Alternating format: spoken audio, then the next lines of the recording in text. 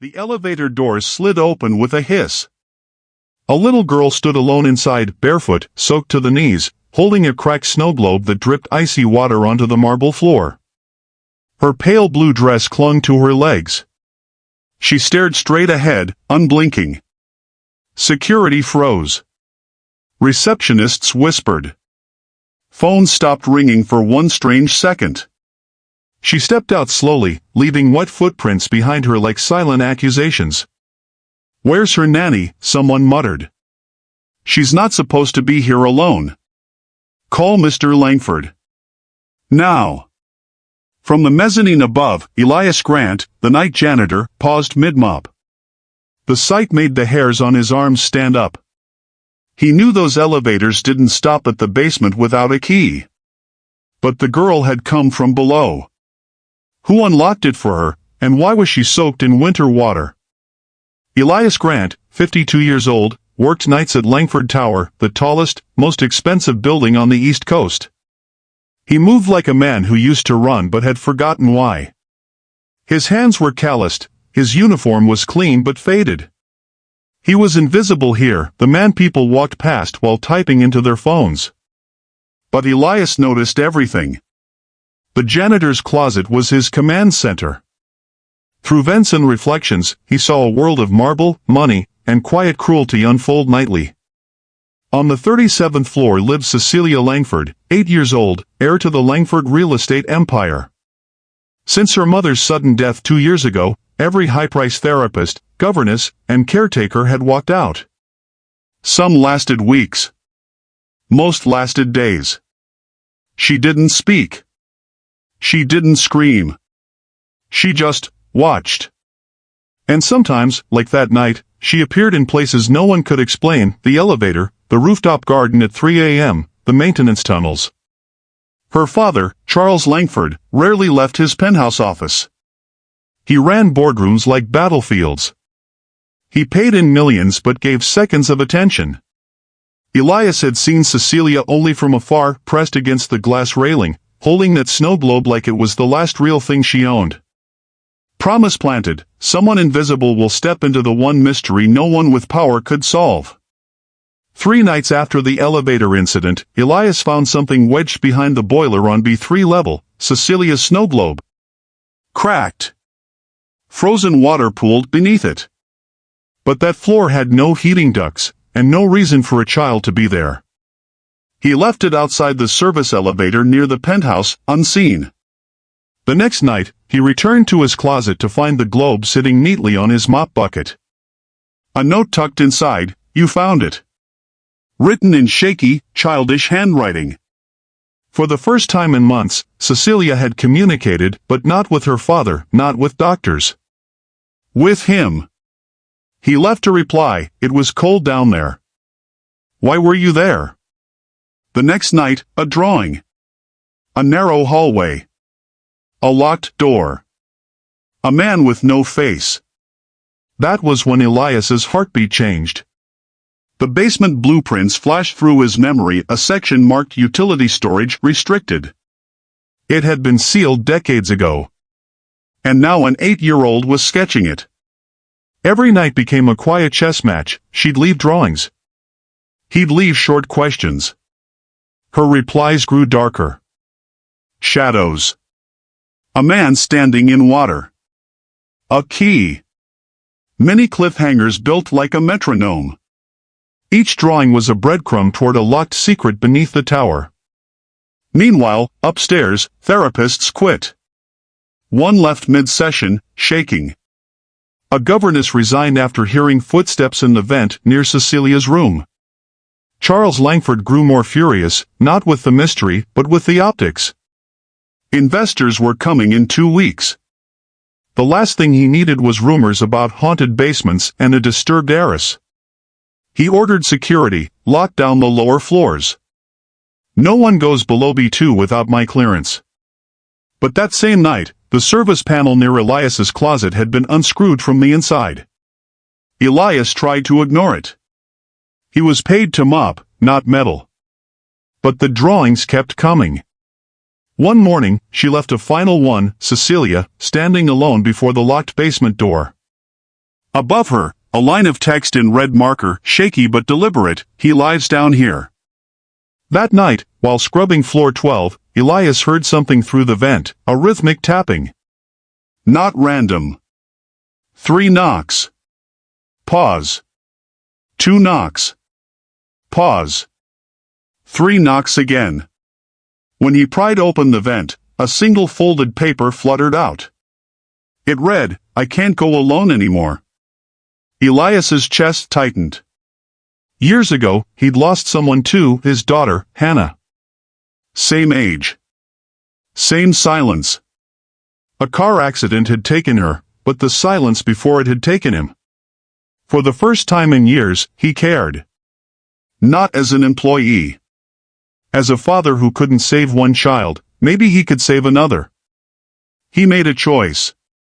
He'd go down there. He timed it for 3:12 a.m., when security rotated. He bypassed the sensor lock with an old janitor's override key, the kind maintenance forgot existed. The metal door to utility storage, restricted, opened with a hiss of trapped air. Cold mist rolled out. The smell hit him first: rust, stagnant water, and something older. He descended concrete stairs, flashlight flickering. The tapping grew louder. The basement corridor wasn't on any blueprint he'd seen. Pipes ran like veins overhead. At the far end, a steel door with fresh fingerprints on the handle, small fingerprints. He pushed. It groaned open. Inside was a room lined with glass walls, half submerged in icy water. Machinery hummed softly. In the center, a chair bolted to the floor. And around the room, scratched into the walls, drawings. Hundreds of them. Some faded, some fresh. All from the same hand. Snow globes sat in rows on shelves, each cracked. Then a sound behind him. Soft footsteps. Cecilia stood in the doorway, barefoot, holding a flashlight almost too big for her hands.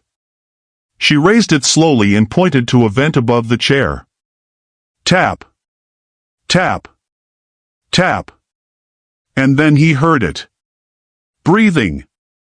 Elias's hand tightened on the flashlight. His breath came in short bursts, fogging the cold air. The basement chamber was silent except for that steady, low breathing behind the wall. He whispered, "Cecilia, who's down here?" The little girl didn't answer. She simply placed her snow globe on the floor, right in front of the chair. Then she pointed, not to the vent, but to a small brass key hidden behind a loose tile near the baseboard. She'd been coming here for weeks, maybe months, piecing this puzzle together alone. Elias retrieved the key. It was old, tarnished, marked with a stamped letter, L. He turned toward the far wall. The sound was coming from behind a rusted maintenance panel bolted shut. When he placed his ear against the metal, the breathing stopped. A new sound replaced it. 3 knocks. Pause. 2 knocks. Pause. 3 knocks again. Exactly like the code from the vents. Elias's pulse surged. He unbolted the panel with shaking hands. When it swung open, he froze. Behind it wasn't a room. It was a sealed glass enclosure, like an observation chamber. Inside, medical monitors, thick cables, and a figure sitting perfectly still in a chair. Head lowered. Wires running from their arms.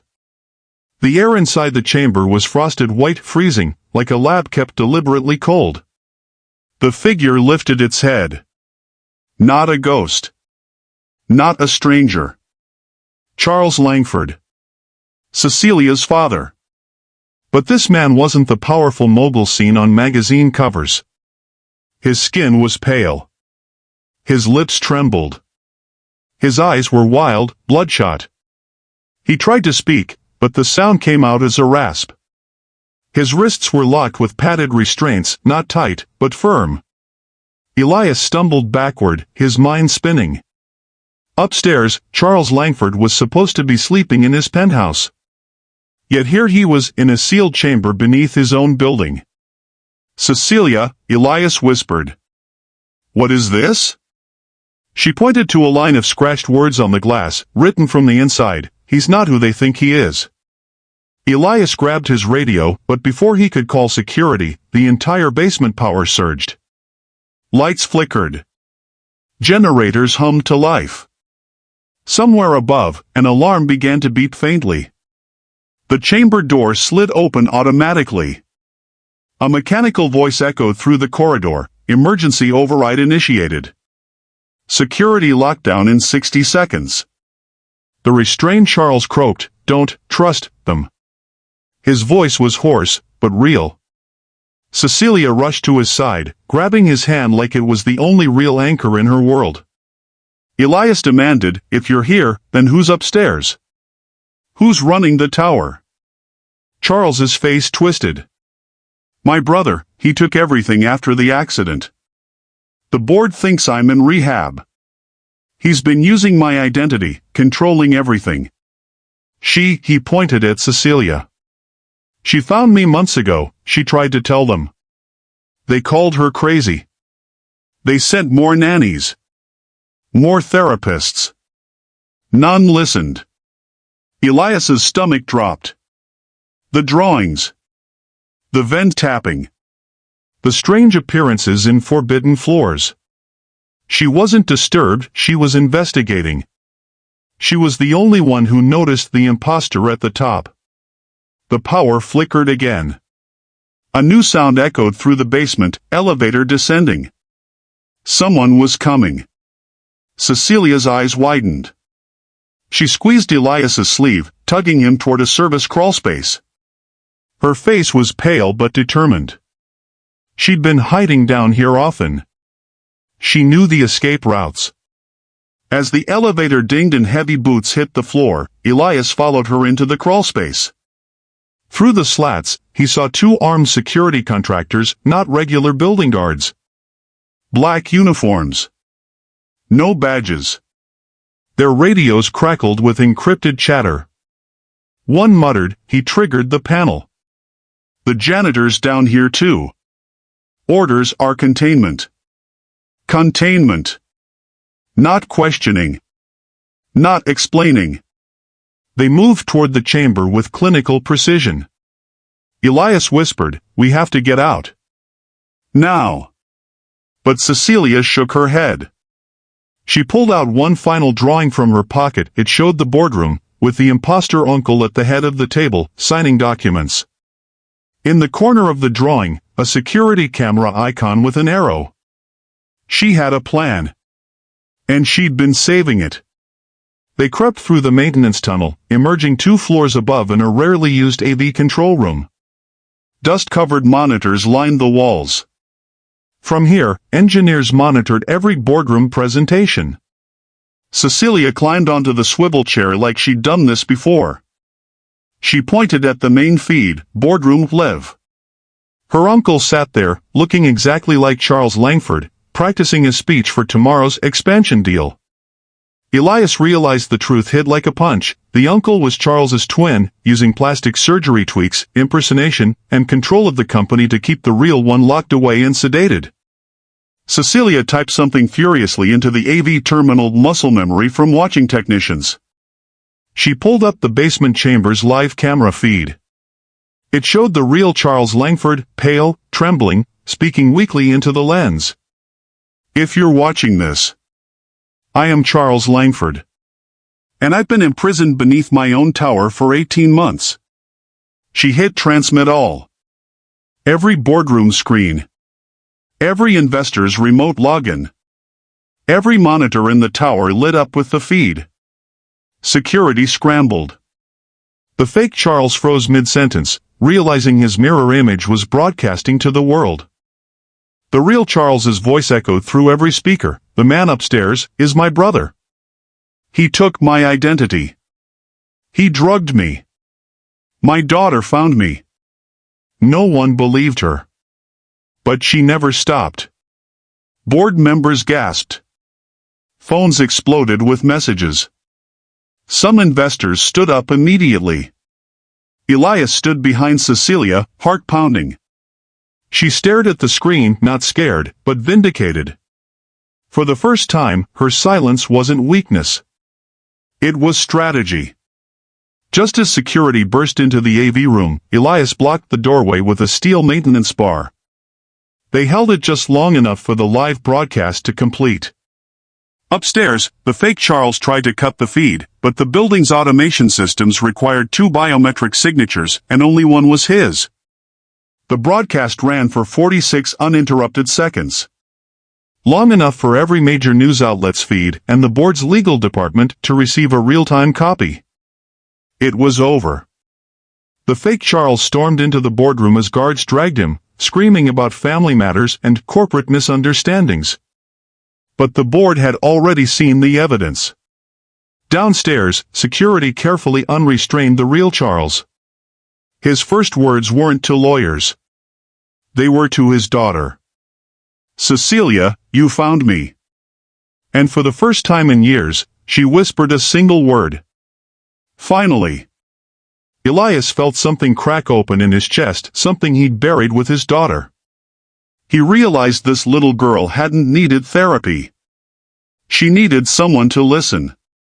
The tower was never the same again. The broadcast spread like wildfire, first across the boardroom, then onto investor group chats, then onto public streams. Within hours, headlines flooded the news. Tech empire heir exposed as imposter. Daughter uncovers truth hidden in basement prison. The fake Charles was dragged out of his own boardroom, not by angry protesters, but by his own board of directors. He shouted about betrayal, about family business, but no one listened anymore. The evidence was undeniable. Cecilia didn't smile. She didn't gloat. She just stood by her father's side as he emerged from the underground chamber, trembling but alive. For the first time, she looked like a child again, not a haunted figure clutching drawings, but a daughter who finally had proof the world could not ignore. Her snow globe clinked in her hand. She placed it on the boardroom table, directly in front of the imposter's abandoned seat. A silent victory. Elias didn't expect what came next. Charles, his voice still weak, extended a hand. "You listened when no one else would. You saw her when everyone called her broken." Elias nodded, but inside, something shifted. He thought of his own daughter, the way he had ignored her imagination until it was too late. Cecilia had been a second chance life had thrown into his path. From that day, he wasn't just a janitor. He became Cecilia's guardian shadow, the one adult who would never dismiss her voice again. In the end, it wasn't lawyers or executives who saved an empire. It was a little girl, dismissed as troubled, ignored by her caretakers, who pieced together the truth. Her silence wasn't madness. It was resilience. Her drawings weren't delusions. They were evidence.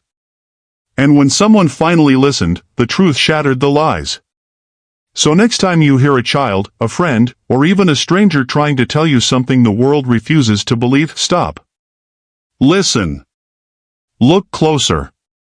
Because sometimes, the smallest voice carries the loudest truth.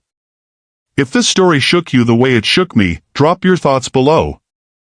What would you have done if you were Elias? Ignore the child, or follow her drawings into the dark? Backhand index pointing right. Don't forget to like, comment, and subscribe, because here, every story is more than just a tale. It's a reminder, justice may be buried, but it's never gone.